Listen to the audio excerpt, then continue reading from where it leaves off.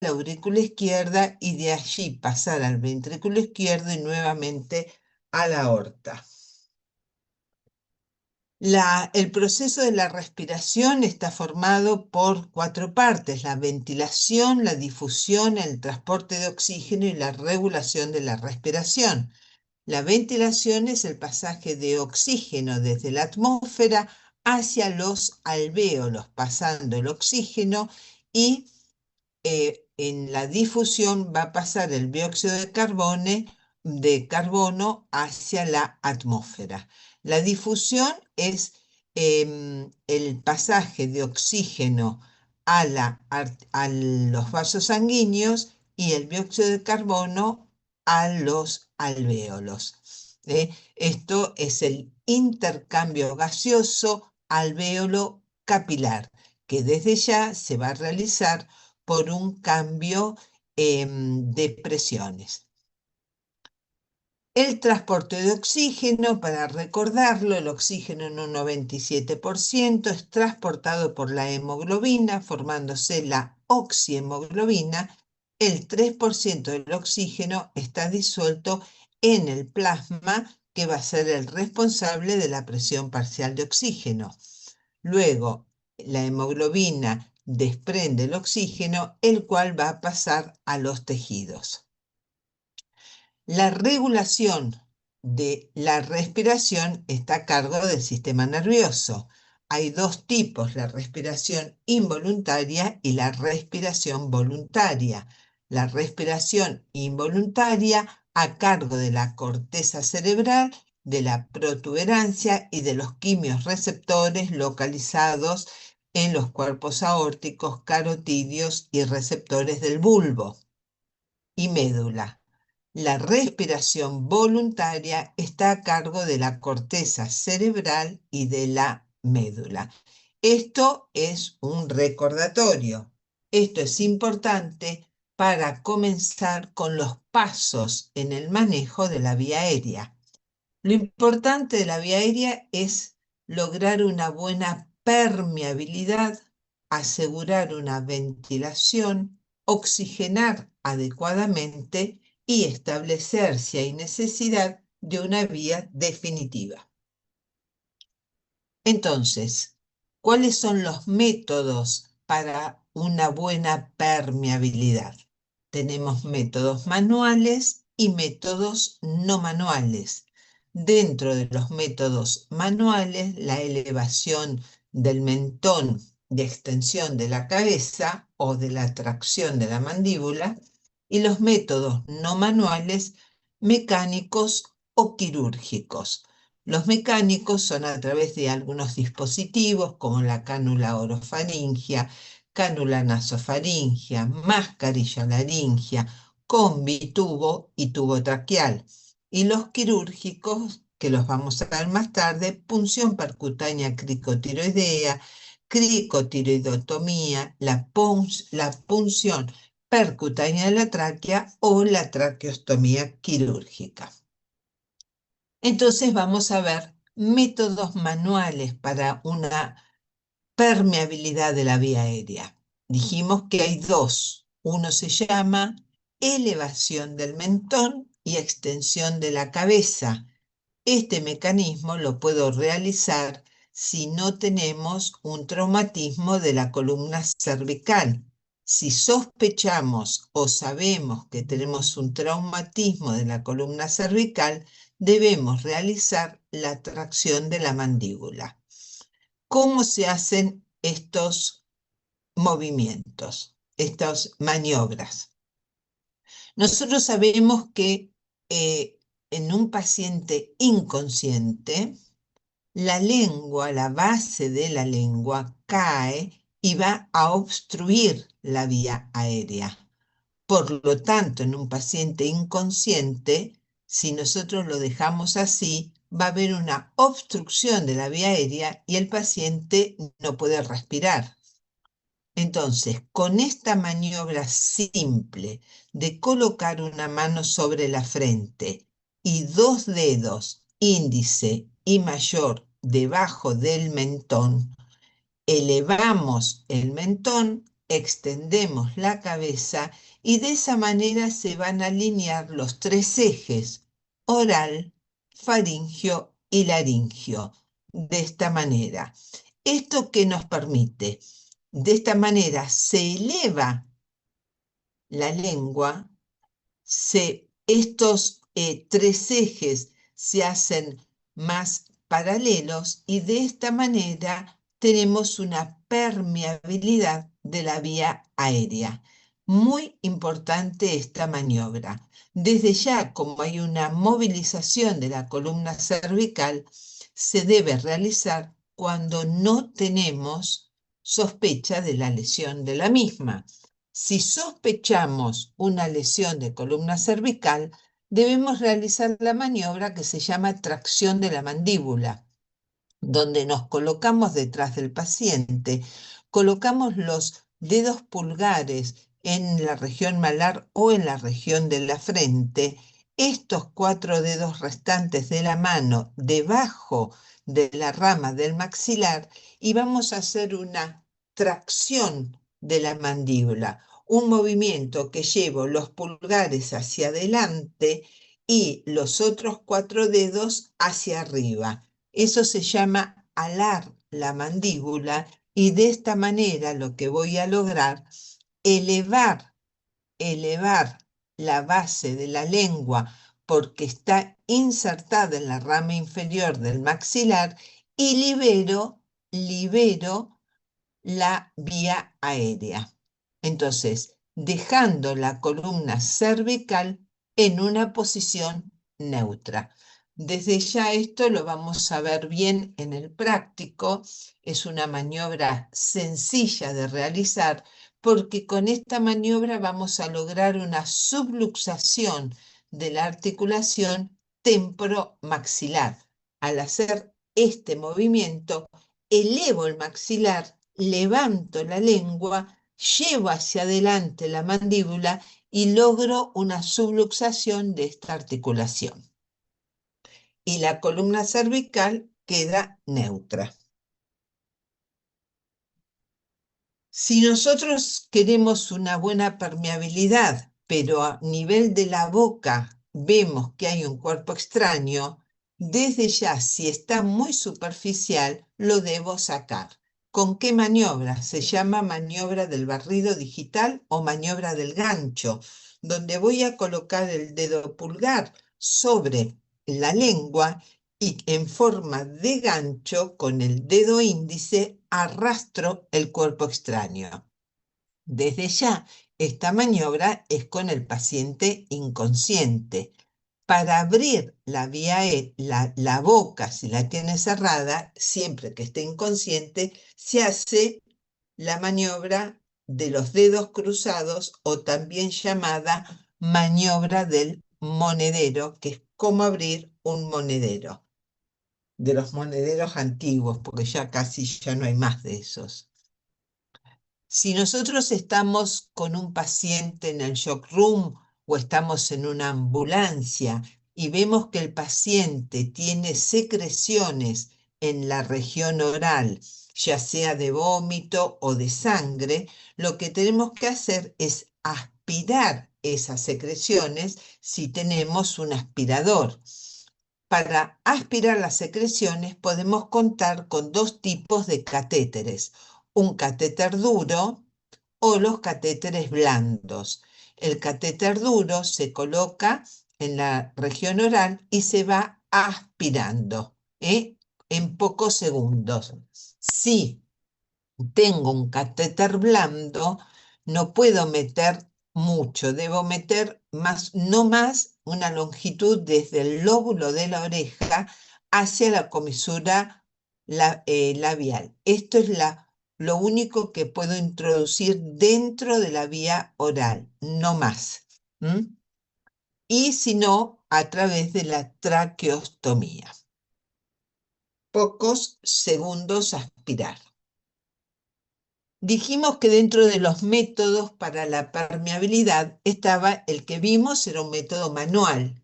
Y después están los métodos no manuales, que eran los no quirúrgicos y los quirúrgicos. Este método no quirúrgico, eh, vamos a contar con dispositivos, distintos dispositivos. Uno de ellos, que es muy, muy utilizado, se llama cánula de Guedel, también llamada en nuestro país más corrientemente, pero no solamente en nuestro país, sino también en Venezuela, Brasil, Colombia. Se llama tubo de Mayo. Es muy común que nosotros llamemos tubo de Mayo y no cánula de Guedel. La cánula de Guedel es una cánula de silicona, como ven, de distintos tamaños, que se debe colocar dentro de la vía bucal y, por supuesto, siempre con una técnica. Siempre en emergentología hay técnicas. Otro tipo de cánula es la cánula de Berman, que es muy parecida, únicamente que tiene fenestraciones en el cuerpo que permite una mejor aspiración de las secreciones traqueobronquiales. Para saber qué tamaño utilizo, porque ven que de distintos tamaños se puede utilizar en niños como en adultos. Bueno, el tamaño voy a saber cuál utilizarlo midiendo la cánula desde la comisura labial hacia el lóbulo de la oreja. Ese es el tamaño correcto. ¿eh? Desde ya, este tipo de cánula la puedo utilizar solamente en pacientes inconscientes. ¿Por qué? Porque cuando yo le coloco la cánula, se puede desatar el reflejo nauseoso o el reflejo de la tos. Entonces, solamente en pacientes inconscientes.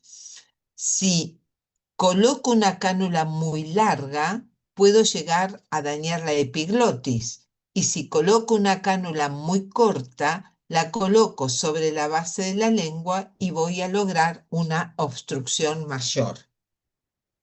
La técnica a seguir es colocándome detrás del paciente.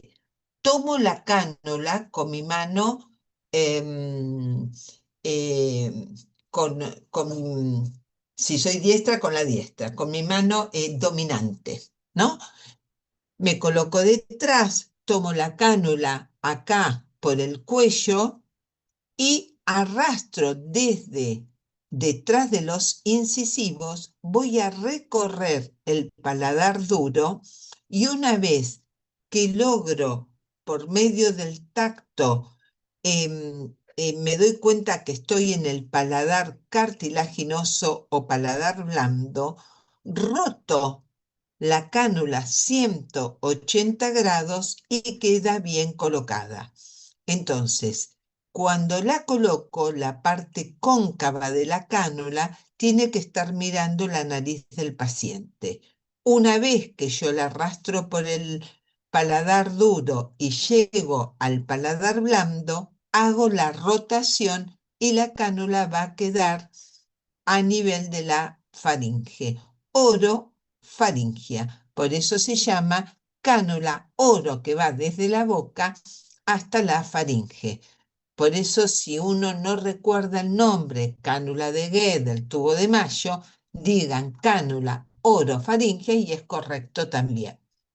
En los lactantes, hasta el año, debido a una anatomía distinta al adulto, no se puede colocar la cánula de la misma manera que en el adulto, porque haciendo la rotación puedo dañar la anatomía. Entonces coloco un bajalengua y directamente coloco la cánula como corresponde, directamente sin hacer ninguna rotación de 180 grados. Esto lo vamos a ver en el práctico.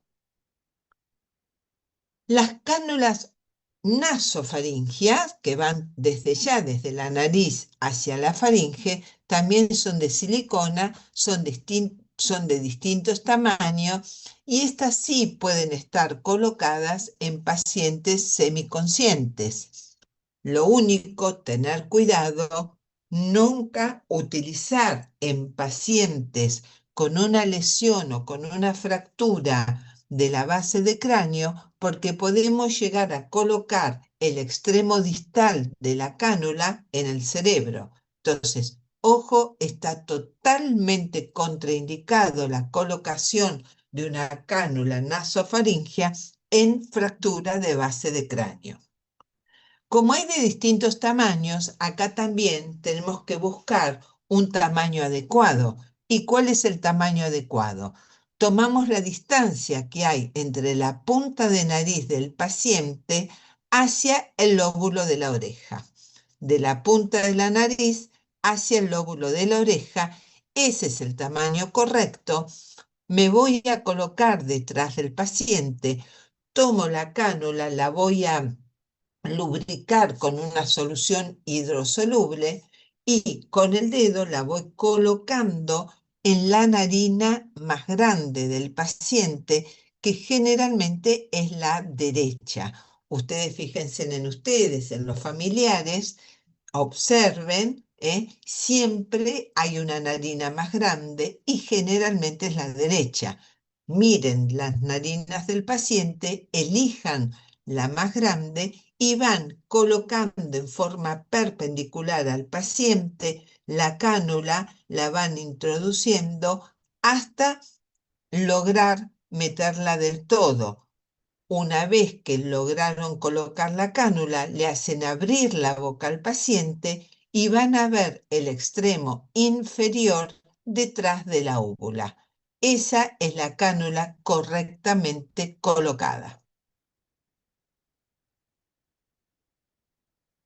Otros dispositivos que se pueden lograr para siempre lograr una permeabilidad de la vía aérea es la mascarilla laringea.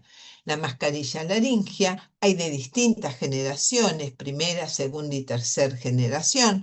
Acá vamos a ver una, esta es de primera generación, que está formada por un tubo, ¿eh? Tubo de la vía aérea, una mascarilla también llamada CUF, ¿eh? Que está desinflado, entonces tiene un balón de inflado, donde acá coloco una jeringa, le coloco aire y esto se empieza a inflar. Siempre el tubo de la vía aérea tiene un conector estándar de 15 milímetros. Este se puede sacar y se coloca. Este tubo estándar es para que yo coloque acá un ambú y pueda comenzar a ventilar al paciente. Y por acá ventilo al paciente, sale por acá y esto va a quedar sellado en la región glótica, en la laringe, en la laringe. Como les dije, para emergentología siempre hay una técnica. ¿Y cuál es la técnica para la colocación de una mascarilla, para una mascarilla facial? Me coloco detrás del paciente, agarro el tubo por detrás de esta mascarilla, de este CUF, como si fuese un lápiz, con el dedo pulgar y el índice. Me coloco detrás del paciente. Voy a introducir esto a ciegas, a ciegas. Una vez que coloqué todo, lo voy a conectar con voy a inflar el balón acá con la jeringa con aire. Esto queda bien sellado, esto queda bien infladito para que selle bien. Coloco acá el ambú y de esta manera voy a tener la mascarilla facial colocada. Cuando estoy introduciendo acá, hago la introducción del tubo aéreo, voy a necesitar la ayuda de mi dedo índice, colocarlo sobre el tubo y empujando el tubo hacia la laringe para colocarlo mejor. Y después lo conecto al ambú.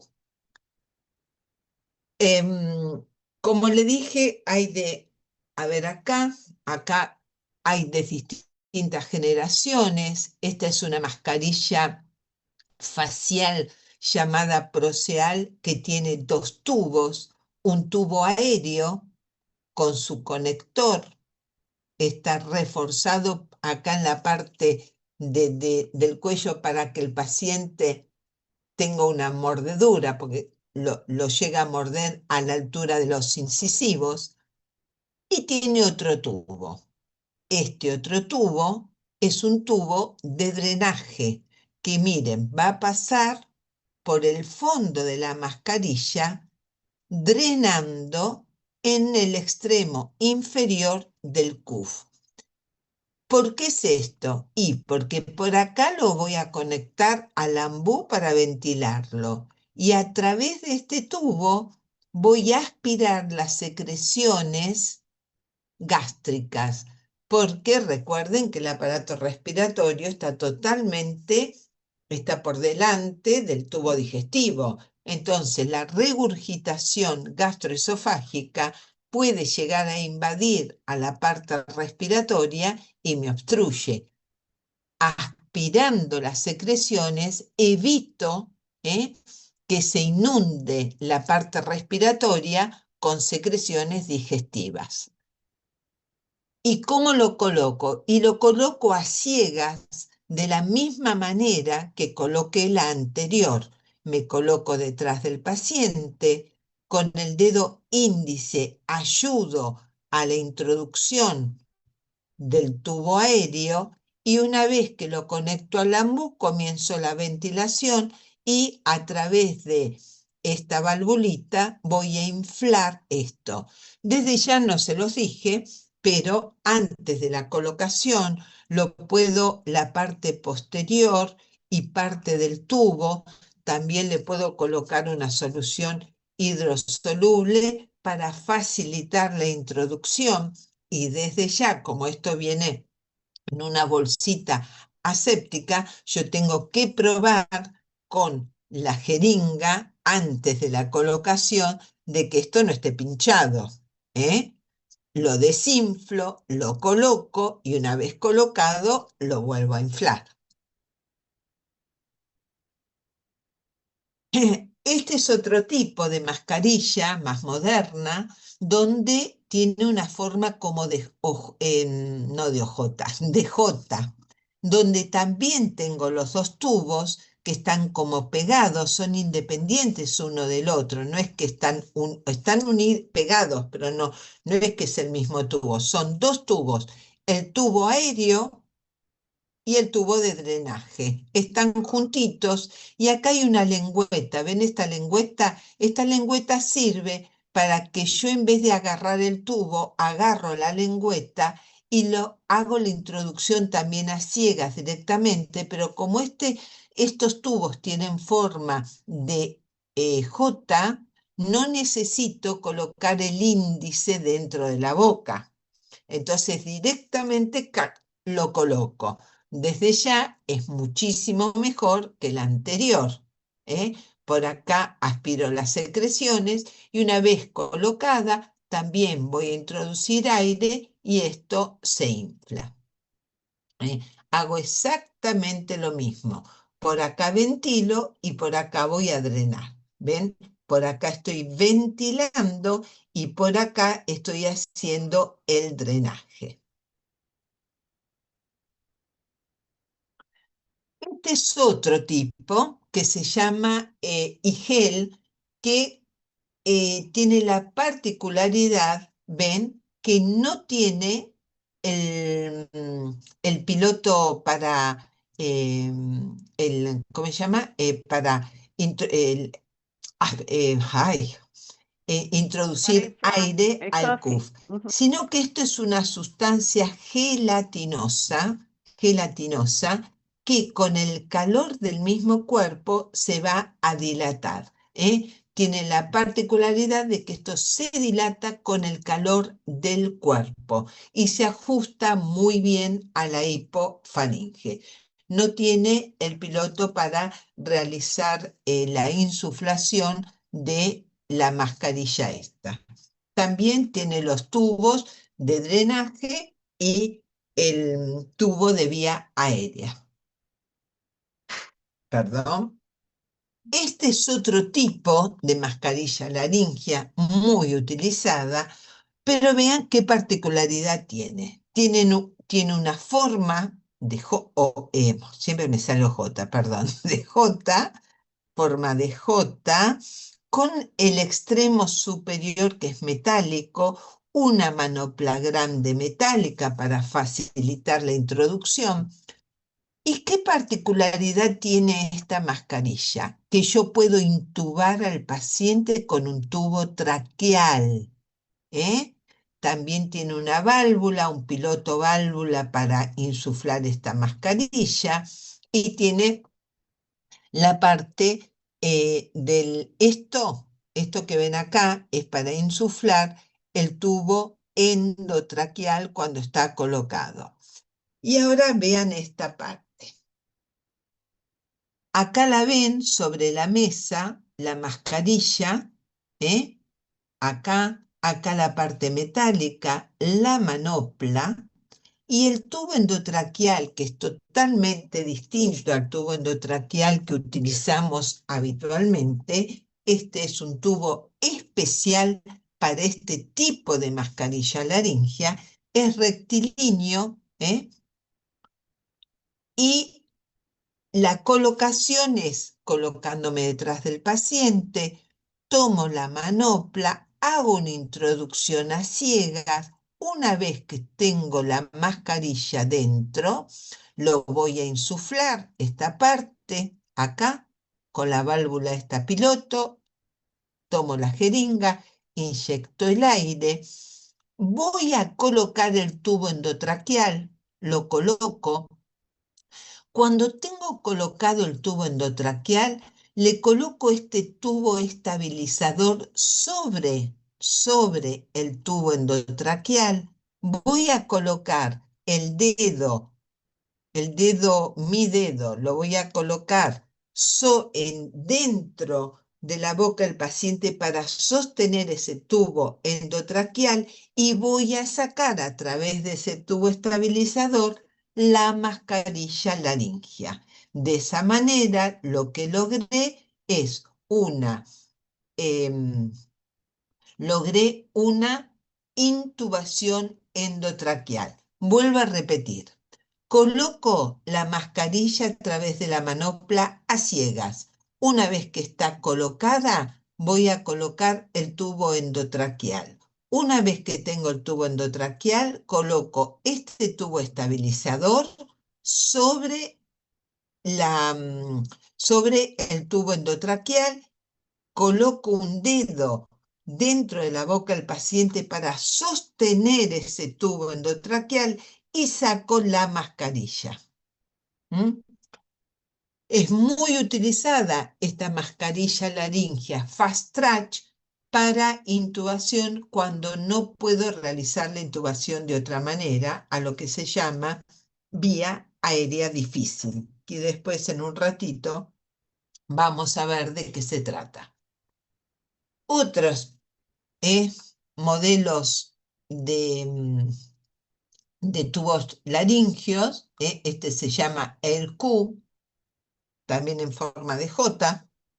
Este es un tubo, este se llama tubo laringeo, que tiene dos balones, uno grande y uno chico, que se inflan con una válvula piloto.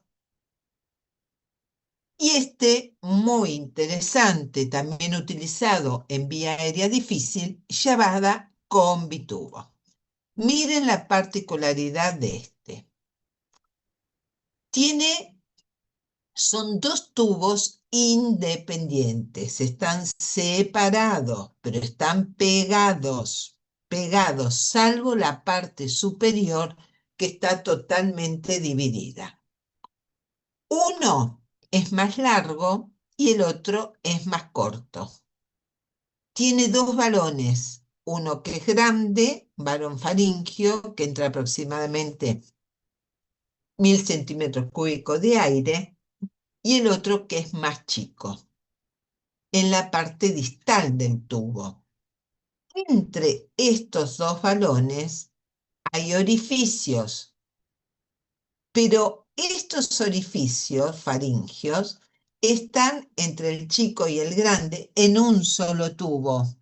¿Ven que está en este solo? En este no hay. En este solo, que es el más largo, que es el número 1. Este número 1 va así, va así, va así. Tiene estos agujeros entre los dos balones y está cerrado en su extremo inferior. Observen acá que está cerrado. El tubo número 2 es más corto, va derecho, entre los balones no hay nada y está abierto en su extremo inferior. Bien, les muestro este dibujo porque para mí este está mucho más claro que este. Y ahora vamos a ver cómo se coloca. Me coloco detrás del paciente. Lo voy a introducir como si fuese un tubo de una mascarilla laringea de la misma forma a ciega. Lo meto. ¿Qué pasa? Cuando yo estoy metiendo a ciegas, generalmente, y esto lo van a ver en la parte práctica, uno se mete siempre en la parte digestiva. Es muy raro que uno se meta en la parte respiratoria. Entonces, cuando yo hago la introducción a ciegas, pienso que estoy en la parte digestiva, que la parte digestiva es posterior a la respiratoria. Por lo tanto, pensando que estoy en la parte digestiva, voy a colocar el ambú, lo voy a conectar al tubo número 1, que es el más largo, y es el que tiene los orificios entre los dos balones y está cerrado en la parte inferior.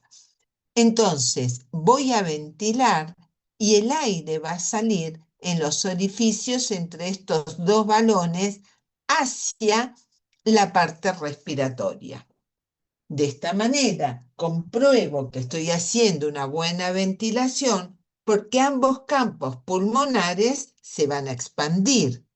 ¿Qué pasa si yo ventilo y no veo que esos ambos campos pulmonares se expanden? Ah, estoy en problema. Entonces digo, y bueno, entonces pienso, tengo que haber caído en la parte respiratoria. Cambio el balón del número 1, lo paso al número 2. Y el número 2 no tengo orificios y tengo abierto el extremo inferior. Les voy a mostrar otra vez.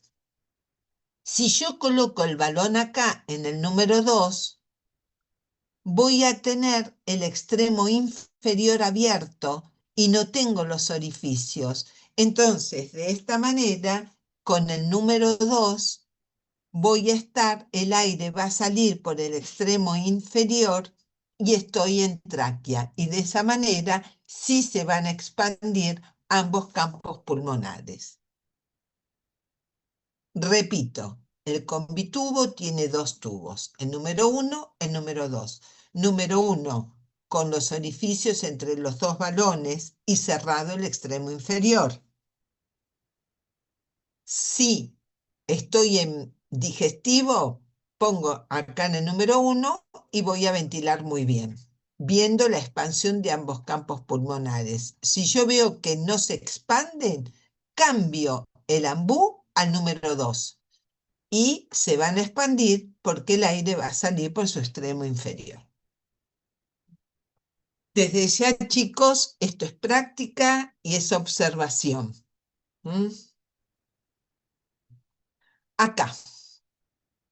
El combitubo nunca se puede usar más de 2 horas porque puede provocar daños y provoca una retención de dióxido de carbono, pero sirve, como les dije anteriormente, mucho en vía aérea difícil. ¿Y a qué llamamos, que esto van a encontrar ustedes, lo van a escuchar mucho, lo que es la vía aérea definitiva? Esto de acá en más, siempre durante todo el trayecto de su vida médica van a hablar de vía aérea definitiva y tiene que quedar bien claro qué es una vía aérea definitiva. Vía aérea definitiva es cuando hay un tubo endotraqueal colocado en la tráquea con su balón inflado y con una buena ventilación y oxigenación del paciente. Eso es una vía aérea. ¿Y cuál puede ser? Y bueno, yo puedo tener una intubación orotraqueal, nasotraqueal o quirúrgica. ¿Y cuándo la hago? Y la hago cuando tengo, por ejemplo, un paro cardiorrespiratorio, el paciente en apnea, cuando yo veo que hay un compromiso inminente y potencial de obstrucción de la vía aérea, por ejemplo, en un paciente quemado con lesiones faciales o con lesión de cuello. Puedo pensar que ese paciente en cualquier momento hace una obstrucción de la vía aérea por las quemaduras, entonces realizo una intubación. Cuando tengo un paciente en coma con un coma Glasgow 8 o menor de 8, o cuando no puedo mantener ventilado y oxigenado al paciente bien con una saturación más de 94. Entonces, ahí hago también una intubación. Y como les dije, intubación, vía aérea definitiva, vuelvo a repetir, es cuando tengo un tubo endotraqueal en la tráquea. En la tráquea lo puedo colocar por distintas vías.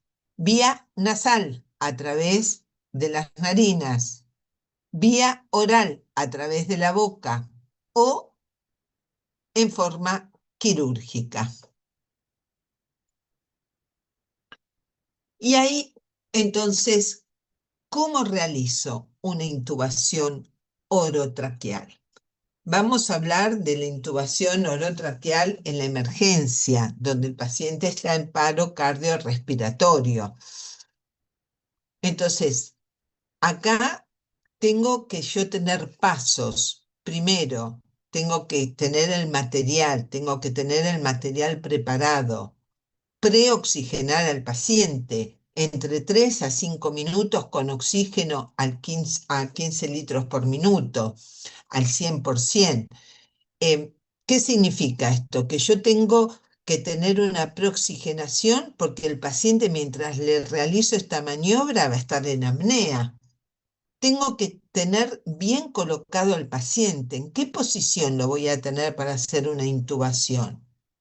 Y luego que coloque el tubo, cuidar que el tubo no se salga. Entonces, ¿qué materiales voy a utilizar?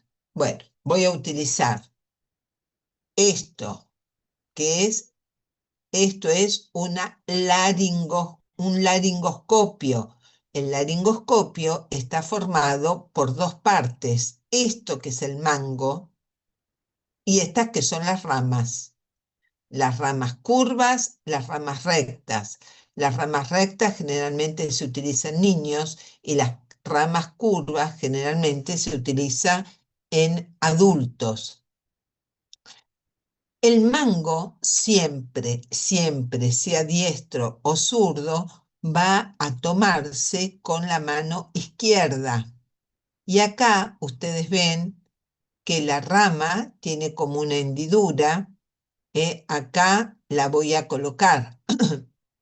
Entonces lo coloco la rama, voy a hacer un movimiento recto donde me va a quedar así y se va a prender esta luz, porque acá dentro del mango están las pilas. Entonces, antes de comenzar, tengo que saber que tengo pilas y que voy a tener luz, porque si no estoy haciendo una laringoscopía sin luz, no veo absolutamente nada. Tengo que tener una pinza de Magil, guantes, estetoscopio, un capnógrafo y, por supuesto, tubos endotraqueales y guías y, por supuesto, el ambú, o mejor dicho, llamado máscara válvula reservorio. El tubo endotraqueal. El tubo endotraqueal es un tubo de silicona que es curvo, que ven, este es el adaptador universal de 15 milímetros que yo le decía que se saca y se coloca. El tubo tiene acá su balón que tiene que estar insuflado. Este es el balón piloto para insuflar este balón, para que no se salga, que quede presionado en la tráquea y no se salga el tubo. El tubo está dividido en centímetros, que va del 0 al 30, y su colocación es correcta cuando más o menos está entre el 19 y el 23, o sea, más o menos 22, 23, que tiene que estar a la altura de los incisivos superiores. También miren acá, esto lo van a ver en el práctico también, pero tiene una línea, una línea que atraviesa todo el tubo endotraqueal, que es de color azul o blanca, también es blanca. Esta línea azul o blanca es para que si está colocado en el paciente y yo le hago una radiografía de tórax, veo cómo está colocado el tubo endotraqueal. ¿Y en qué posición yo tengo que tener al paciente? Bueno, la posición correcta se llama posición de olfateo. Esta posición de olfateo es para alinear, como dijimos anteriormente, el eje oral, facial y laringio. Yo tengo que tratar de alinearlos porque en una posición neutra yo no puedo hacer una laringoscopía, no puedo llegar a ver la glotis. Entonces, en esta posición y colocando una almohadilla o un cojín debajo del occipucio a una altura entre 7 y 10 centímetros, logro una buena alineación de los tres ejes para tener una mejor visión de la glotis. ¿Qué pasa? Hay pacientes que son obesos, entonces es muy difícil, es mucho más difícil que en un paciente no obeso. Cuando yo tengo el paciente en la camilla, en general, tiene que haber una línea entre el orificio auditivo externo y la base del esternón, orificio externo y base del esternón, más o menos tiene que estar en la misma línea. Miren en esta persona. Acá está la oreja, el orificio auditivo externo. Si yo extiendo una línea, miren a dónde voy. Miren acá. Acá, miren a dónde llego. Elevando al paciente, si está en una camilla, unos 45 grados, logro que el conducto auditivo externo quede a la altura de la base del esternón. Acá. Levanté y miren cómo se alinea. Entonces voy a lograr una mejor visualización. No tengo una camilla que se pueda levantar y entonces debo colocar un montón de almohadillas debajo de la cabeza del paciente para lograr esto. Si no, chicos, es imposible. No lo puedo lograr. Entonces, tengo el material, tengo la posición en olfateo del paciente, estoy preoxigenando a la paciente con oxigenación al 100%, a 15 litros por minuto, verifiqué que tenga pilas, que esté bien, que tengo todo, y ahí comienzo con la intubación. Me coloco detrás del paciente, siempre agarrando el mango del laringoscopio con la mano izquierda y llevando rama que visualice como la tráquea y con la mano derecha voy a tomar el tubo endotraqueal. Me coloco detrás del paciente, ingreso por la comisura labial derecha, voy a trasladar la lengua, el borde derecho de la lengua lo voy a llevar a la parte central. Miren acá, ¿ven esta rama que tiene acá como una cánula? Bueno, del otro lado también tiene una. Una es interna por acá abajo. Una es que cuando yo estoy adentro, llevo el tubo endotraqueal por arriba de la rama y me la lleva. Y la otra que está de este lado, que está de la parte izquierda, es la que se va a apoyar el borde externo de la lengua, externo derecho, se va a apoyar acá y yo la corro al centro. O sea, entrando por la comisura derecha, llevo el borde derecho de la lengua hacia la parte central. En ese momento, trato de visualizar la glotis.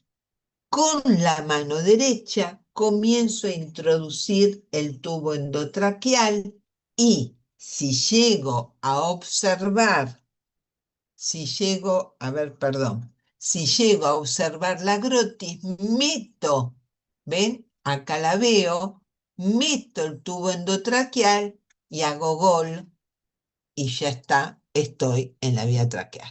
Entonces, esto es lo que yo voy a observar. Ojalá se viera así, chicos. Hermoso esto. Acá se ven las dos cuerdas superiores. Miren acá qué lindo que se ve. Miren, acá se ve la tráquea con los anillos traqueales. Esta es la base de la lengua. Este es la epiglotis, se ve todo muy lindo y acá meto, cuando estoy metiendo este tubo, lo meto acá y ahí se gol. Y ahí es una maravilla. Pero vuelvo atrás. Perdón, ahí. A veces tengo que realizar maniobras para mejorar la visualización. Entonces, hay maniobras que se utilizan que ahora las vamos a ver. Y cuando yo veo, si yo estoy manejando una rama curva que se llama de Macintosh, la tengo que colocar entre la base de la lengua y la epiglotis. Ese lugar tan bonito se llama valécula. Entonces digo, coloco en la valécula entre la base de la lengua y la epiglotis. Si yo estoy usando una rama recta, que generalmente es en los niños, voy a colocar la rama por debajo del epiglotis, acá. Entonces, acá. ¿eh? Pero para ver bien, ven que en la epiglotis se ve, estos son los anillos traqueales. Para ver bien, como les dije, hay maniobras. Una maniobra se llama maniobra de Selig. La maniobra de Selig es que esto lo hace generalmente el ayudante, con el dedo pulgar y con el dedo índice, van a apretar el cartílago cricoides. ¿Cuál es el cartílago cricoides? El cartílago cricoides es el cartílago de la laringe. Hay uno grande que es el tiroideo y el más chiquito abajo es el cricoides. Entonces, pongo los dedos sobre el cartílago cricoides, aprieto hacia abajo y ¿qué logro? Que estoy apretando el esófago contra la columna vertebral y de esta manera evito la regurgitación esófago-traqueal, que la regurgitación esófago gástrica para que no me inunde la vía aérea. O sea que con esta maniobra lo que quiero lograr, evitar la regurgitación, el reflujo gastroesofágico para que no me inunde la vía traqueal. Esto lo hace el ayudante. ¿Qué pasa? Hoy día, la modernidad, algunos anestesistas dicen, no, esto no sirve más, esto no se logra nada, pero la gran mayoría lo siguen haciendo. Yo quiero que ustedes lo sepan hacer porque a lo mejor no hacen la intubación, pero están ayudando a un anestesista, a un emergentólogo, y le dicen, hace la maniobra de Selick, y que sepan que es muy fácil de hacer, ¿eh? Cartílago cricoides, que es el más chiquito, apretan hacia abajo y de esa manera están ayudando a su compañero. La maniobra de Barb. La maniobra de Barb es para mejor visualizar, es para una mejor visualización de la glotis. Y que es fácil de recordar si uno sabe cómo se escribe. Por supuesto, está en inglés.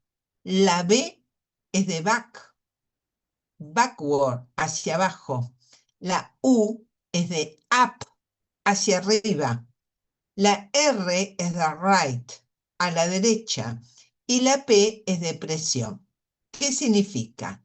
Que yo tengo que hacer una presión hacia abajo, VAP, hacia arriba y hacia la derecha sobre el cartílago tiroideo.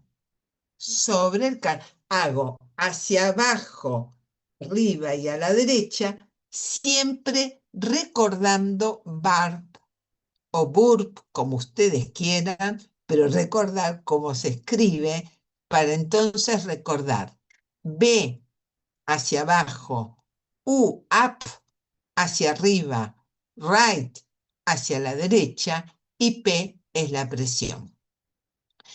Únicamente que esta es sobre el cartílago tiroideo, que es el más grandote, que en los hombres se marca mucho mejor que en las mujeres. Es el cartílago de la laringe.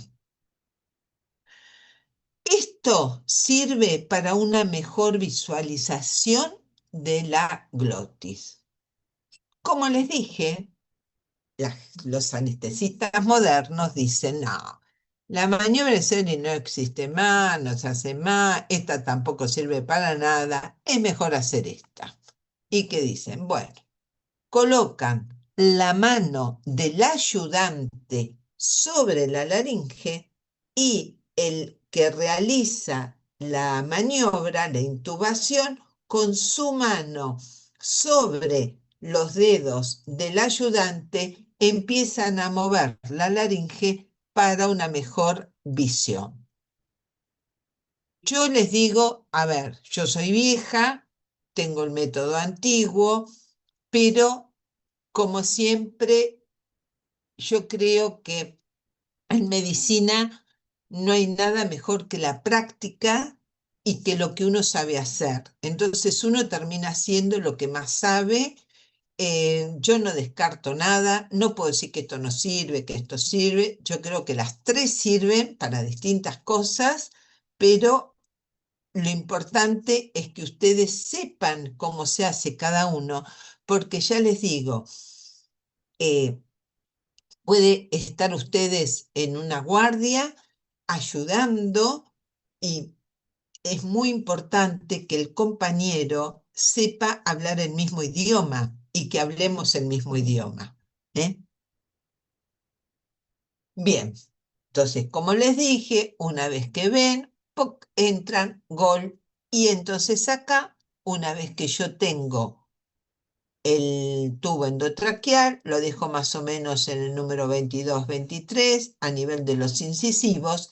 Tengo que colocar cintas adhesivas para que este tubo no se salga. Otra manera, en vez de cintas adhesivas, se hace con una cinta, con una gasa y se coloca.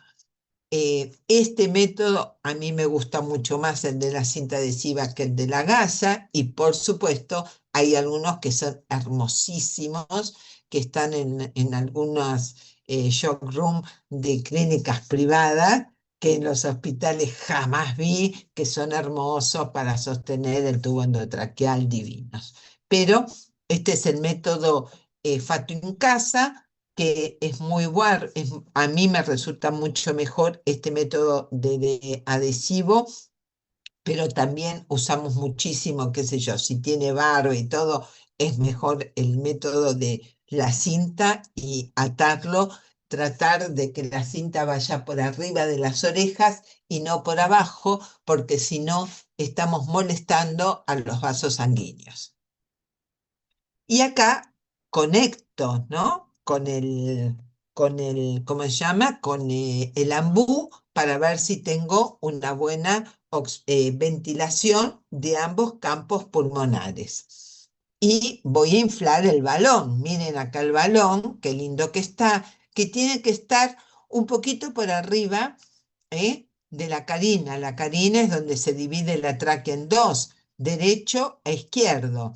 Y recuerden que siempre lo pregunto en el práctico, ¿qué bronquio es el más descendente? ¿Cuál es el más descendente? El Derecho. derecho. Entonces, este derecho es más descendente. Entonces, es muy común que nosotros estamos metiendo el tubo, y me fui, me entusiasmé, dije, mira qué lindo que estoy, y me fui al derecho. Entonces, cuando después ausculto, solamente tengo una expansión del derecho. ¿Y ahí qué hago? Retiro un poquito el tubito, lo voy a colocar, estaba acá, lo retiro, lo coloco acá, entonces el aire va a entrar al derecho y al izquierdo. Es por eso también que cuando alguien aspira un cuerpo extraño, en general va al tubo derecho, al bronquio derecho, ¿eh? Entonces, el izquierdo es más perdón, más horizontal y uno metí, choca acá con la pared. En cambio, con el derecho uno va derechito. Bueno, ¿qué es el capnógrafo? El capnógrafo lo pueden llegar a ver en un showroom, lo pueden ver en los chicos de Capital. En Capital está el capnógrafo. En mi sector, cuando hagan el práctico conmigo, no está, pero en alguno de los pisos está seguro. Pueden pedir para observarlo. Parece un microondas. ¿Y qué es? El capnógrafo es escuchen bien, porque es muy sencillo. Hay que recordar la respiración los distintos tiempos. Uno tiene la respiración, inspiración y la expiración. Esto, el capnógrafo mide la máxima concentración de dióxido de carbono durante la expiración. Vuelvo a decir, mide la máxima concentración de dióxido de carbono en el final de la expiración.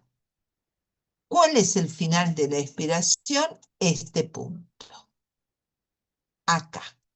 Este punto que mide aproximadamente 38. Entonces, si yo observo los números, es una capno... eh, ah, capnografía es esto y esto es capno... Ay, no me sale la palabra. Perdón, capnografía y capnograma. Capnografía y capnograma. El capnograma, voy a ver este dibujito que parecen montañas, miren qué lindas, todas iguales, con el vértice superior. Este vértice superior es la concentración máxima de dióxido de carbono en el final de la expiración, que es de 38 lo normal. Y este es el capnograma. Capnografía y capnograma. Y capnógrafo, el aparatito. Esto está en todas. Acá lo están leyendo, pero si yo veo que el dibujito es una recta, y pueden pasar dos cosas. ¿Qué les parece? Ustedes lo están leyendo, pero bueno, se los digo. O está desconectado el aparato, o estoy en esófago. En vez de estar en la parte respiratoria, estoy en esófago. En esófago no tengo dióxido de carbono. ¿Está? Entonces, esto es lo que manejan, esto se maneja en el shock room o en la terapia. Capnógrafo, capnografía y capnograma. Esto es lo normal y esto es lo normal. Bien. ¿Cuáles son las complicaciones de una intubación? Oh, millones, chicos. Millones. Rompo los dientes, rompo la laringe, rompo la tráquea, rompo el paladar, la lengua, los dientes. Ya cuando hagan una intubación se van a dar cuenta la cantidad de cosas que pueden provocar.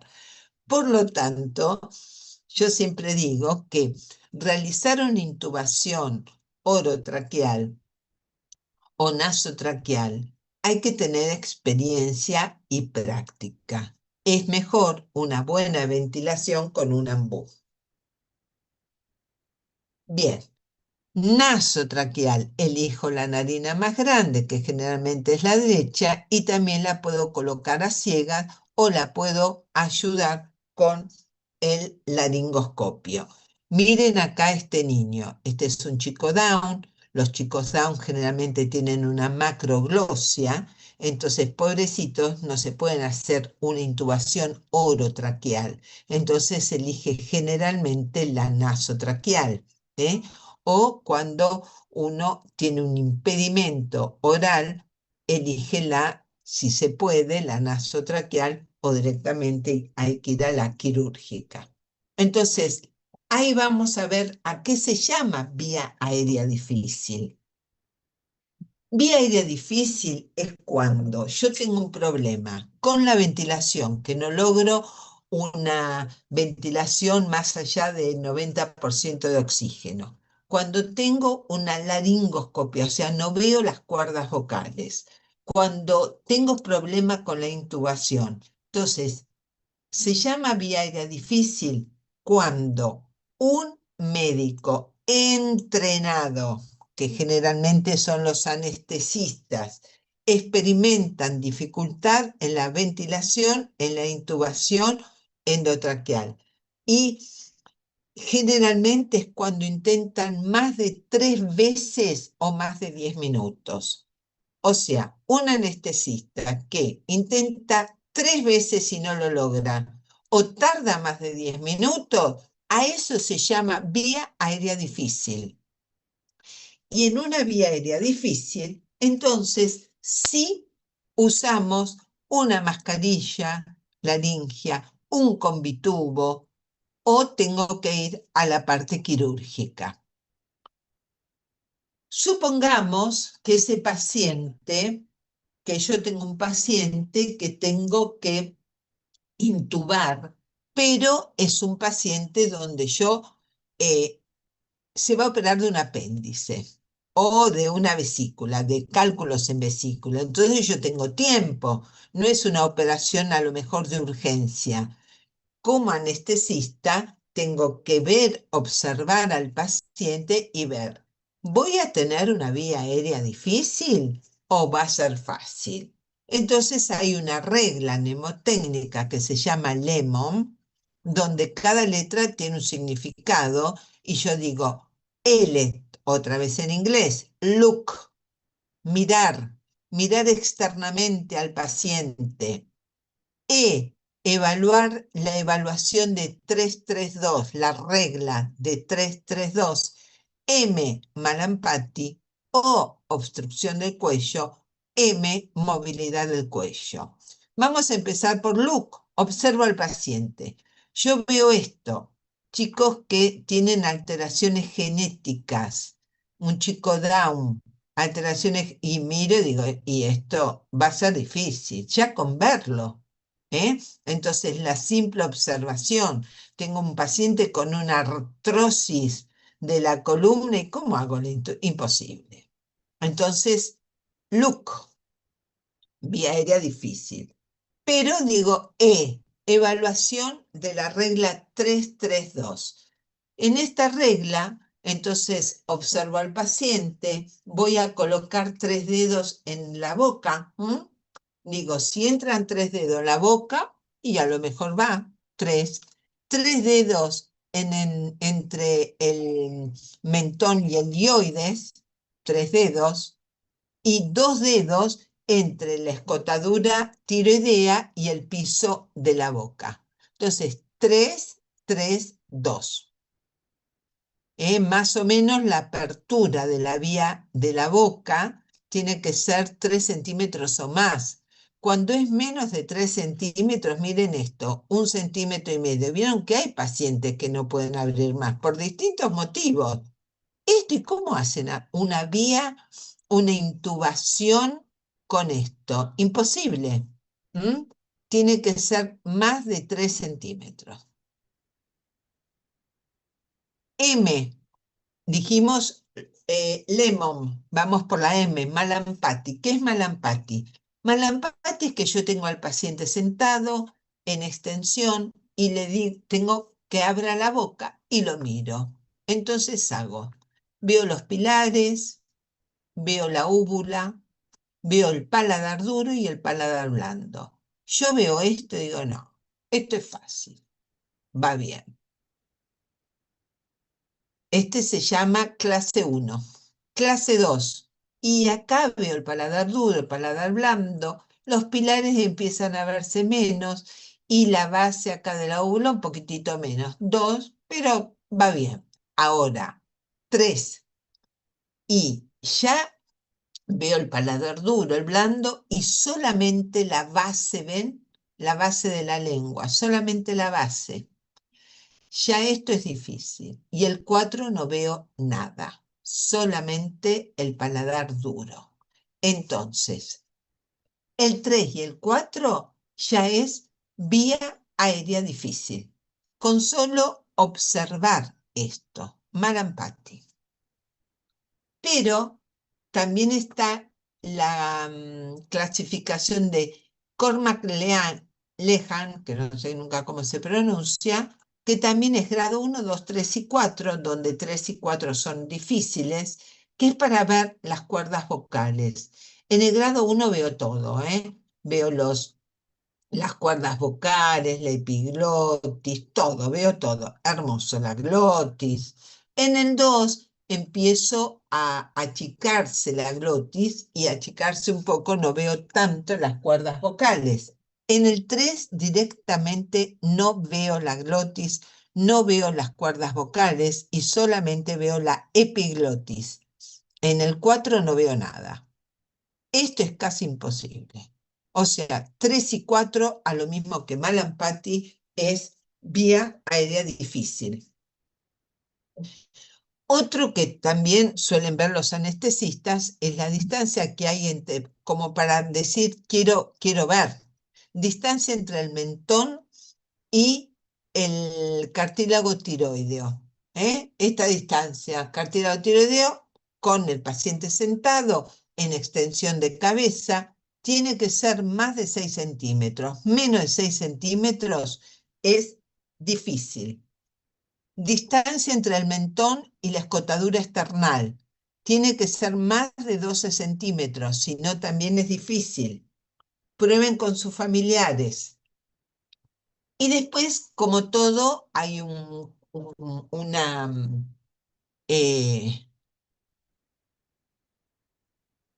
¿cómo se llama? Un logaritmo donde uno dice, bueno, vía aérea difícil.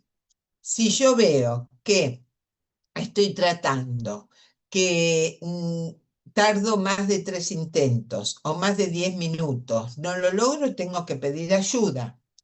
Pido ayuda ¿a quién? A los cirujanos. En el mientras tanto, voy ventilando o con ambú o con mascarilla facial o con un combitubo.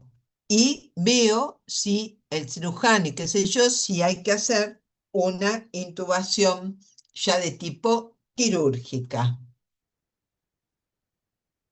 Entonces, la cirugía es o una punción cricotiroidea, o una cricotiroidetomía, o una traqueostomía. ¿Y esto cómo es? Esto era un poco yo lo que decía, en un cuello. Yo lo puedo ver en forma lateral, se ve mucho mejor en los varones que en las mujeres, es mucho más prominente. Este sería la nuez de Adán, que le llaman, ¿no? Este es el cartílago tiroideo y este es el cartílago cricotiroideo. De frente, tiroideo, cricotiroideo. En el medio de estos dos hay un lugar que está la membrana cricotiroidea. Entonces, ¿cómo la localizo yo? Me voy a colocar de frente con el dedo mayor y pulgar, hago el recorrido de la laringe, voy a colocar el índice en el medio y entonces una vez que encuentre a al cartílago tiroideo, cuando lo paso voy a ver una depresión y entre el tiroideo y el cricotiroideo van a sentir la membrana cricotiroidea.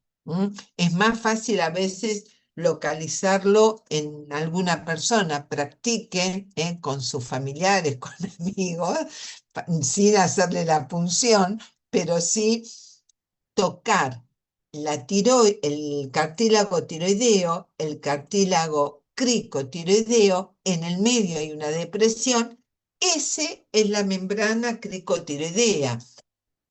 ¿Por qué se elige ese lugar?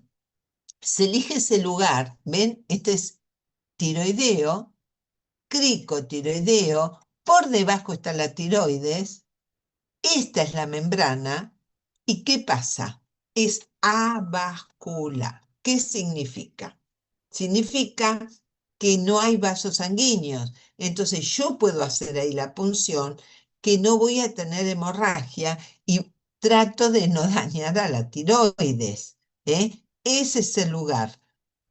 ¿Cómo lo encuentro? Bueno, como les dije, me coloco detrás del paciente y a veces se hace la punción cricotiroidea, que es se coloca una jeringa sin líquido, sin nada, con un Avocat de 14, que es anchito, lo coloco en forma así, mirando la tráquea en forma de 45 grados, y una vez que pincho, solo el émbolo sube, ¡tup! Solito. ¿Qué significa? Que hay aire.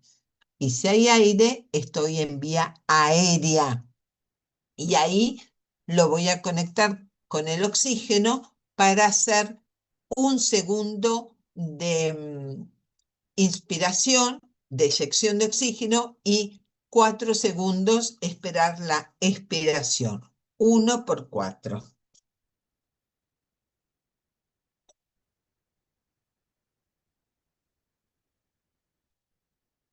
La cricotirotomía por incisión es en el mismo lugar, pero como ven ustedes, ven acá, entre el tiroides y cricoides la punción, pero ya ahí utilizo un bisturí.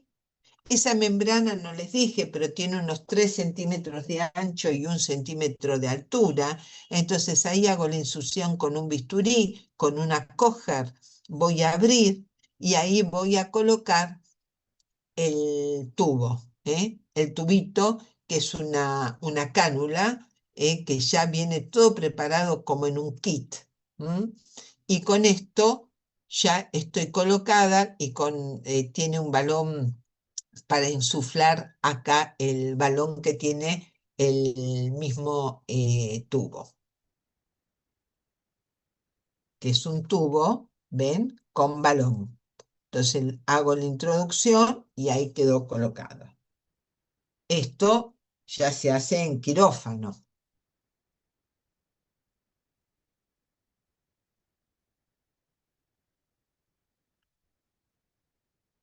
Y si no, está la punción percutánea de la tráquea, que a diferencia de la traqueostomía quirúrgica, es menos invasiva, se puede realizar en un shock room, se puede realizar en una unidad coronaria, en una terapia intensiva, y no es necesario trasladar al paciente al quirófano. Por lo tanto, es mucho más barata, menos costosa y tiene las mismas indicaciones que una traqueostomía quirúrgica, donde hay distintas técnicas. Estas las hacen en general los cirujanos y una de las más utilizadas en nuestro país es la colega Blue Rhino, que no, hoy no es clase de cirugía, pero se las digo así en forma rápida. Se hace una incisión, se coloca un alambre, se introduce el dedo como para dilatar, después se colocan unos dilatadores, este dilatador que es único, que es más finito y más grueso para llegar a ir dilatando. Una vez que lo tengo dilatado, coloco este alambre de Selinger, coloco esta cánula por arriba del dilatador, y una vez que lo coloqué adentro, saco el dilatador y ahí ya tengo al paciente. Esto es muy rápido, muy sencillo y realmente tiene muchas más ventajas que la traqueostomía quirúrgica, ¿eh? Y así quedó colocado. Generalmente la cricotiroidectomía se hace en la membrana entre el tiroides y el cricoide. La traqueostomía percutánea generalmente se hace en el primero o en el segundo anillo, y la traqueostomía quirúrgica en segundo o tercero.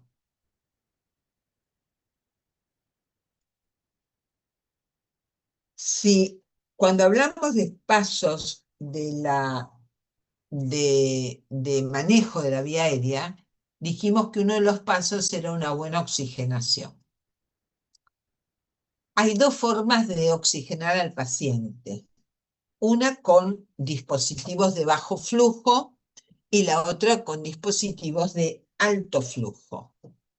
La de bajo flujo, ¿por qué se llama de bajo flujo? Se llama de bajo flujo porque el gas que ingresa, el oxígeno que ingresa, es insuficiente y el flujo inspiratorio de oxígeno es variable, ¿eh?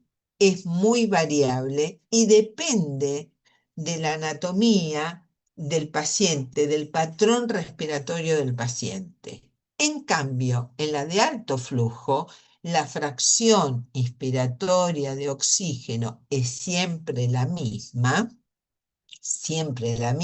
por ejemplo, 30% de oxígeno es siempre la misma, y es independiente de la anatomía del paciente o del patrón respiratorio. No importa. Entonces, diferencia. Bajo flujo, la fracción inspiratoria de oxígeno es variable y es dependiente del patrón respiratorio del paciente. La de alto flujo, la fracción inspiratoria de oxígeno es siempre la misma, no es variable y, no, y es independiente del patrón ventilatorio del paciente. Entonces vamos a ver una de bajo flujo, que es la cánula nasal.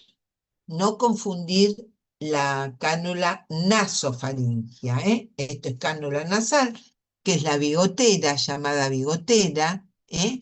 Que se introduce en las narinas, se coloca por arriba de las orejas y es cómoda. El paciente puede hablar, puede comer. ¿Y qué pasa? ¿Cuántos litros por minuto le pongo? Esto quiero que vean. Escuchen que les hablo. A ver, un minutito, perdón.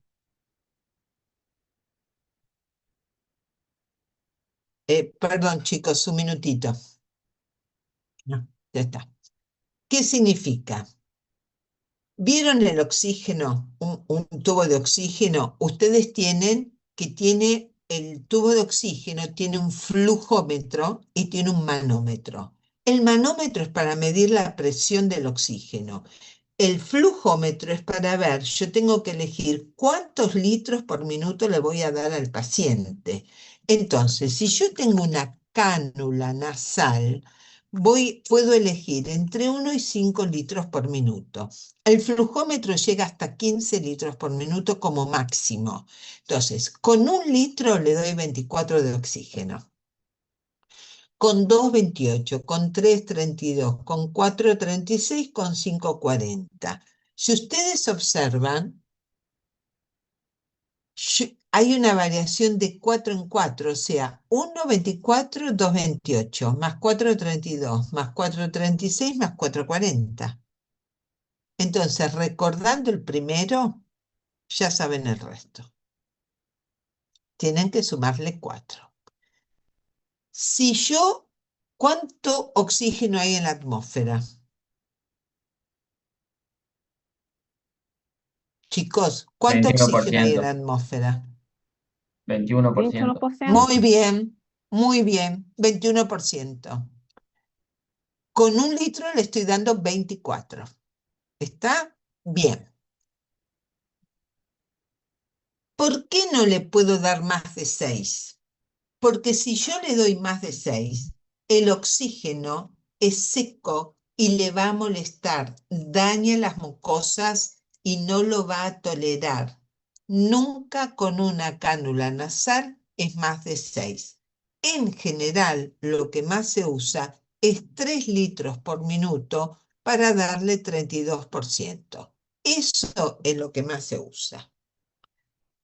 Veamos la mascarilla, que ustedes la han visto millones de veces. La mascarilla tiene agujeros para que cuando el paciente inspira oxígeno y sale el dióxido de carbono por los agujeros. ¿Es cómoda? No. ¿Puede comer? No. ¿Puede hablar? No. Pero, ¿qué ventaja tiene con la cánula? Y que recibe más flujo de oxígeno. Entonces, hay veces que necesito una mascarilla porque una cánula no me alcanza. Esto está mal puesto porque está por debajo. Esto tiene que estar por arriba de las orejas. Bien. Miren acá. Miren esto. Flujo. La cánula era hasta 5. La mascarilla es de 5 a 8. Con 5 le doy un 40, 40, 45. Un 6, 45, 50. Y con 7 va de 50 a 60. O sea que aumento 5. ¿Por qué no le puedo dar menos de 5? ¿Ustedes saben por qué? Y no se aprovecharía bien el oxígeno, o sea, ¿Cómo? no se aprovecharía bien el oxígeno que se administra. No, no. Me gusta que contestes, que alguien conteste, no. En este caso es, porque si yo le doy menos de 5, como esto es una mascarilla, retengo dióxido de carbono dentro de la mascarilla y el paciente inspira el dióxido de carbono que él expira. Entonces, tiene que tener una cierta presión. Nunca menos de 5. Ah, ¿Eh? bien. Porque si no el paciente inspira su propio dióxido de carbono, pero nunca más de 8, porque es demasiado. Entre 5 y 8. Vamos a ver este. Vamos a ver otro. Vieron que a veces ustedes ven esto, una mascarilla y una bolsa acá. Se llama bolsa reservorio. Cuando yo tengo una bolsa reservorio, que estas bolsas, esto acá yo les puse las dos, pero esta ya no existe más, con la reinhalación parcial y no. Olvídense de esta no existe más, está esta. Tiene una válvula que permite la inspiración y el dióxido de carbono se va y es una válvula unidireccional que no permite la reinhalación de dióxido de carbono. Pero cuando yo tengo una bolsa reservorio, y escuchen bien esto, quiero que lo retengan, siempre es más de 8, de 8 a 15, nunca menos de 8. ¿Por qué? Porque yo tengo que tener esta bolsa llena de oxígeno y con menos de 8 no la voy a tener con oxígeno. ¿Está? Bien. Bien. Vamos a ver otra. Lindo. Esto es lo que ustedes van a usar un montón. Bolsa, bolsa, válvula, máscara. Como el nombre es muy largo, es muy difícil. ¿Quién dice, alcanzame la bolsa, válvula? Entre que digo alcanzame ya, no. Uno lo llama ambú, pero el ambú es el nombre comercial, no es el nombre que lleva el dispositivo. Se llama bolsa, válvula, máscara. Nadie le dice esto, todos lo llamamos ambú. Pero recuerden que ambú es el nombre comercial. Que algunos dicen que unidad de bolsa y máscara para la vía aérea, aire manual para la ventilación de urgencia, otros lo llaman resucitador porque se usa mucho en el paro cardiorrespiratorio. Está formada por una mascarilla transparente para yo ver la vía, la boca, la nariz, para ver si hay vómitos, por una válvula unidireccional que permite la inspiración de oxígeno, para una bolsa autohinchable, por un lugar donde yo puedo conectar con el oxígeno y por una bolsa reservorio. Entonces, si yo tengo esta mascarilla y yo estoy ventilando al paciente sin oxígeno acá y sin bolsa, que lo puedo hacer, le estoy dando al paciente 21% de oxígeno, que es lo que está en el ambiente. Si yo lo conecto con el oxígeno sin la bolsa, le estoy dando entre un 40 y un 60. Y si lo conecto con la bolsa reservorio, le estoy dando casi un 100. Pregunta: si yo lo tengo con la bolsa y acá conectado con el oxígeno, ¿cuántos litros por minuto le tengo que dar?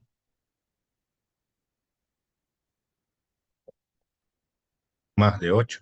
Muy bien, muy bien. Más de 8, entre 8 y 15. ¿Por qué? La bolsa tiene que estar llena de oxígeno. Muy bien, muy bien. Bien, veo que algunos escuchan, me alegra. Recuerden, chicos, que en medicina casi, esto se los digo por vieja experiencia, tiene que haber memoria, sí, pero es mucho razonamiento, a veces sabiendo la fisiología, la fisiopatología, uno va razonando y las cosas van saliendo. Y si ustedes ven en este tema, es un tema no fácil, entiendo que no es fácil, pero es mucho razonamiento. ¿eh?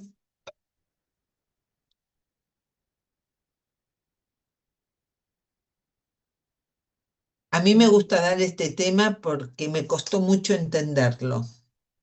En mi época no había, esto no nos daban, esto no lo enseñaban durante la época estudiantil, uno lo fue aprendiendo después, una vez recibido, y si uno no hacía cursos y demás, no era fácil, uno tenía que hacer cursos para que a uno se lo enseñaran, entonces no fue fácil.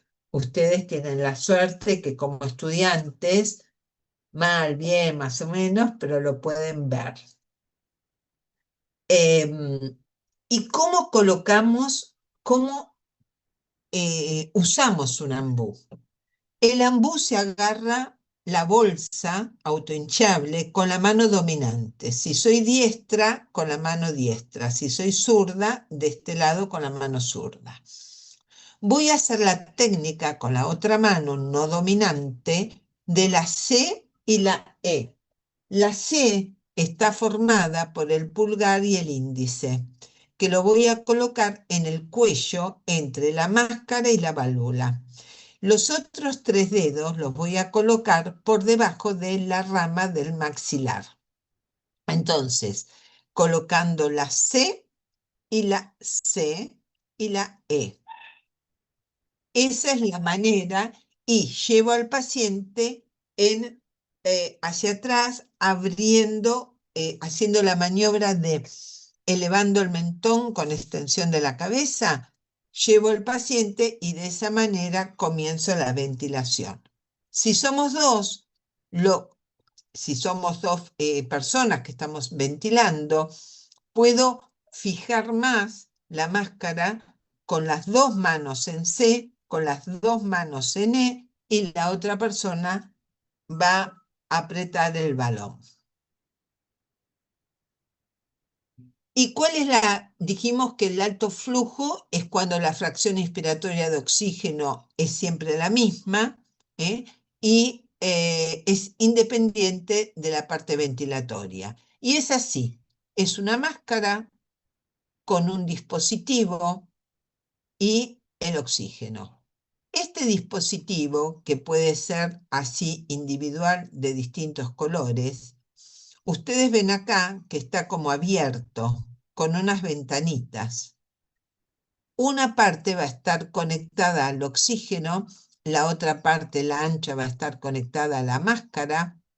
Se llama máscara de Venturi. Y por estas ranuras, por estas ventanas va a entrar oxígeno ambiente y por acá va a entrar el oxígeno en jet, lo que yo entro. Pero cada una de estas, cada color, me va a decir qué porcentaje de oxígeno les voy a dar. 24, 28, 31, 35, 40, 50 o 60. Generalmente se usa esta, la amarilla, que es de 35%, donde le voy a dar 8 litros por minuto. Pero ustedes tengan tranquilidad, porque acá adentro, también lo vemos en el práctico, acá miren. Acá dice, ¿ven? 35%. Yo le voy a dar 35%. Y cuando le doy 35%, tengo que elegir 8 litros por minuto. Este caudalímetro, que es universal, en vez de ser en forma individual, yo nunca lo vi, nunca lo vi. Este caudalímetro, yo voy, tengo todo acá. Quiero darle 35 y ven acá, 35 y me dice que le tengo que poner 8. Este tengo que ir corriendo, lo tengo que manejar yo. En los hospitales que yo trabajé, siempre teníamos estos. Este nunca lo vi. Pero si alguna vez lo ven, es fácil porque uno también quiero ponerle 50 y sé cuántos litros por minuto lo tengo que poner porque ahí lo dice. Y cada uno de estos adentro lo dice. Quédense tranquilos que todos lo dicen. Y acá lo que dijimos, cánula de 1 a 5. ¿Por qué no menos de 5? ¿Por qué no más de 5? Perdón. Porque le irrita la vía aérea, las fosas. Muy bien. Mascarilla simple, de 5 a 8. ¿Por qué no menos de 5? Porque retiene el dióxido de carbono. Muy bien, muy bien. ¿Y por qué no más de 8? Porque lo irrita. Claro, Cuando tengo una bolsa, ¿cuánto tengo que darle? Entre 8 y 15. ¿Por qué? porque tiene que retener el oxígeno en la bolsa de reservorio. Bien. Alto flujo. Alto flujo, tenemos que, cada uno dice, ven acá está, 8 litros, 35. Esto siempre es igual. Siempre es igual. Recuerden que como el oxígeno es seco daña las mucosas, hay que humidificarlo. Entonces ustedes van a ver que siempre hay como un humidificador donde pasa el oxígeno por agua para que se humidifique y no dañe. Esto era lo que yo les decía antes, que hay un manómetro que mide la presión del oxígeno, del tubo de oxígeno, y hay un flujómetro que va del 0 al 15. Pero los flujómetros también pueden ser verticales. Ahora vamos a ver. Y acá viene AAA. Esto quiero que estén atentos los chicos de La Rioja. ¿Siguen ahí los chicos de La Rioja? Sí, profe. Muy bien. ¿Por qué les digo los chicos de La Rioja? Porque, ahora les digo por qué. Cuando yo tengo un paciente en una ambulancia, tengo que saber qué tubos de oxígeno tengo, chicos, grandes. Tengo que trasladar a un paciente a 100 kilómetros. ¿Cuánto oxígeno tengo? ¿Es un tubo usado o no? ¿Me va a alcanzar? Bien. ¿Y por qué le digo a los chicos de La Rioja que estén más atentos? Porque las distancias que ustedes recorren con las ambulancias siempre es mucho más que nosotros acá en Buenos Aires. A lo mejor yo que trabajaba en el Hospital Pirovano y teníamos que trasladar a un paciente al hospital, qué sé yo, Rivadavia, teníamos minutos de distancia. Entonces, más vale que uno tiene que saber cuánto oxígeno tiene, pero no tenemos el mismo problema de ustedes, que a lo mejor tienen que recorrer 200 kilómetros. Entonces, les digo porque estuvimos con Carlos el doctor Russo, que les va a dar las otras charlas de emergentología también. Fuimos muchas veces ahí a la Facultad de La Rioja hace unos años y sabemos que ustedes recorren distancias que a veces no la hacen con helicóptero y la tienen que hacer con la ambulancia. Entonces, es importante saber cuál es el tubo de oxígeno que tengo en la ambulancia. Y acá uno dice, bueno, pero de eso se encarga el chofer, de eso se encarga el enfermero.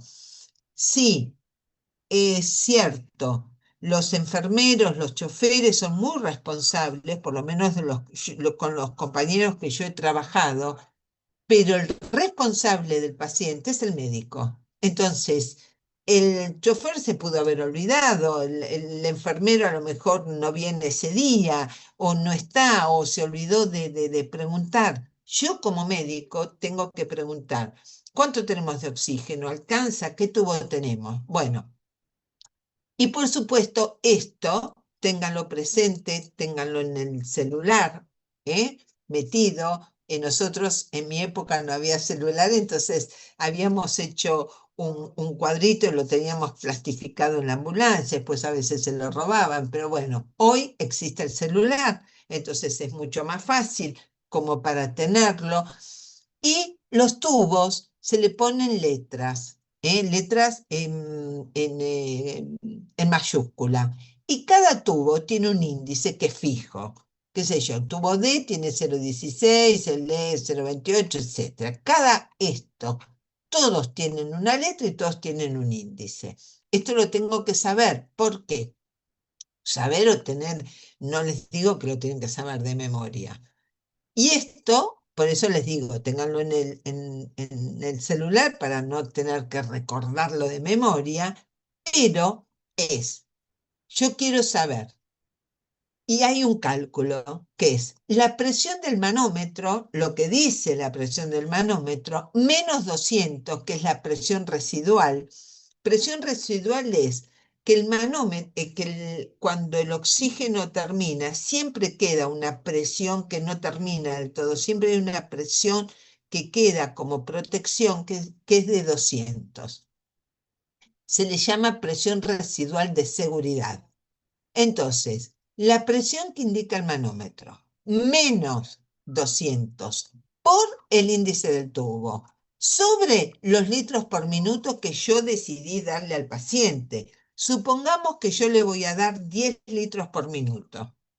Entonces el manómetro dice que hay 2000. 2000 menos 200 por 1,56 porque yo tengo un tubo M. Entonces hago la cuenta.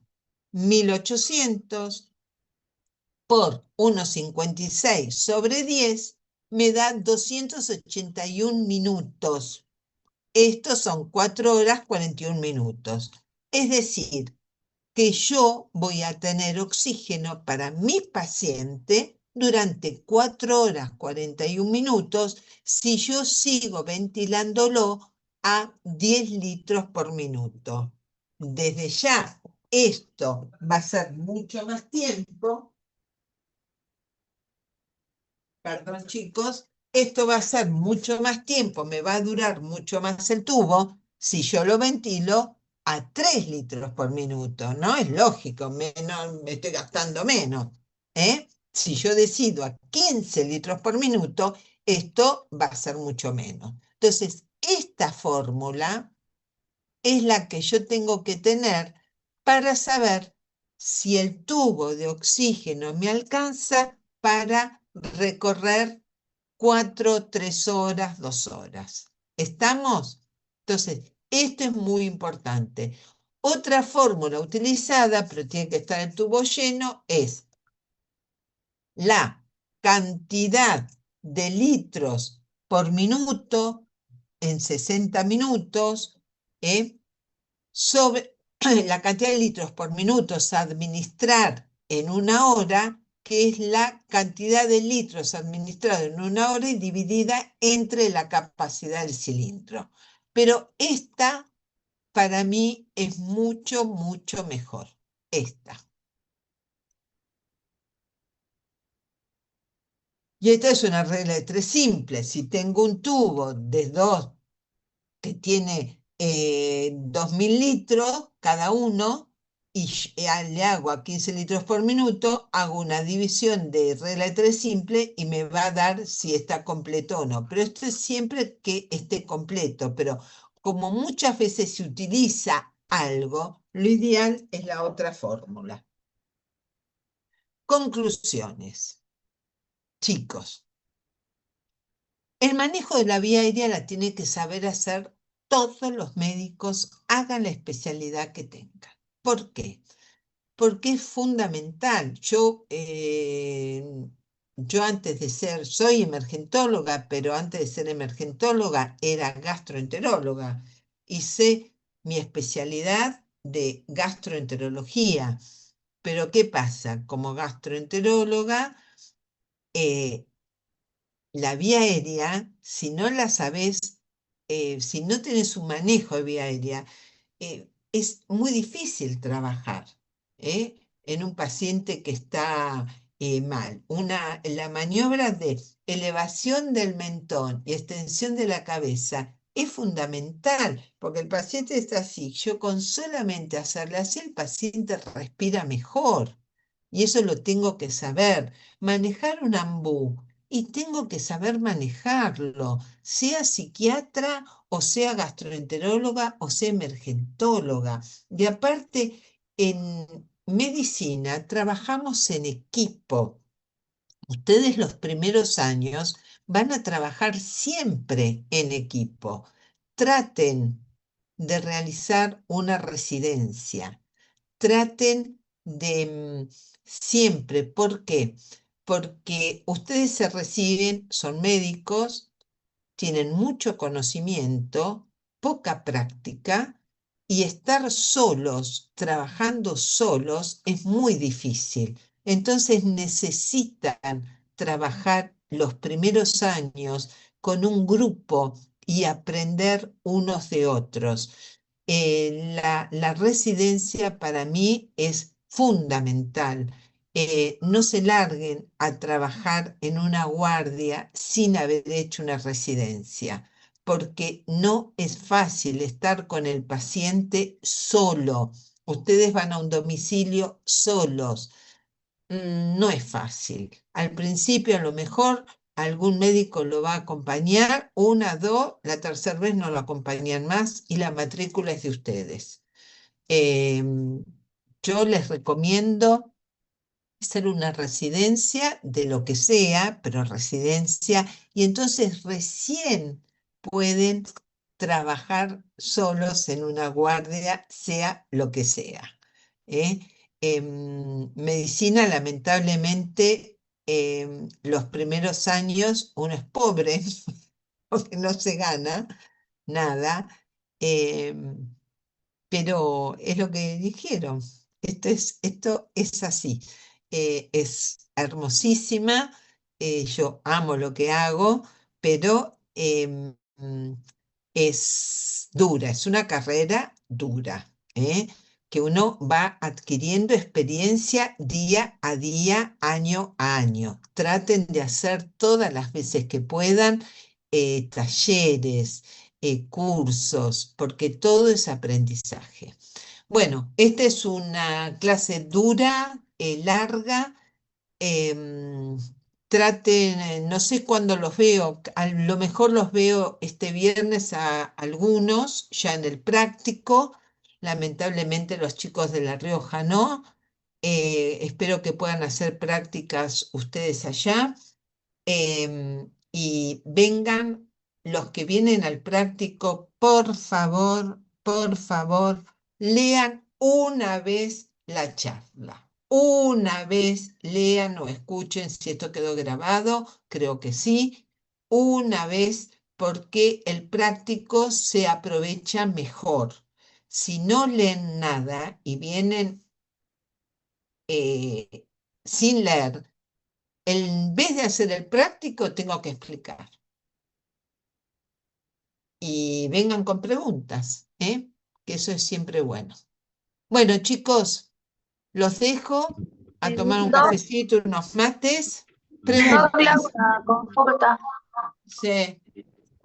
¿Las diapositivas será que se podrán subir a la plataforma? Lógico, no están subidas, tienen que estar subidas ya, Creo que están en el campo. Sí, sí, está yo me en voy a el ocupar de campus. Está en el campus, sí, por supuesto.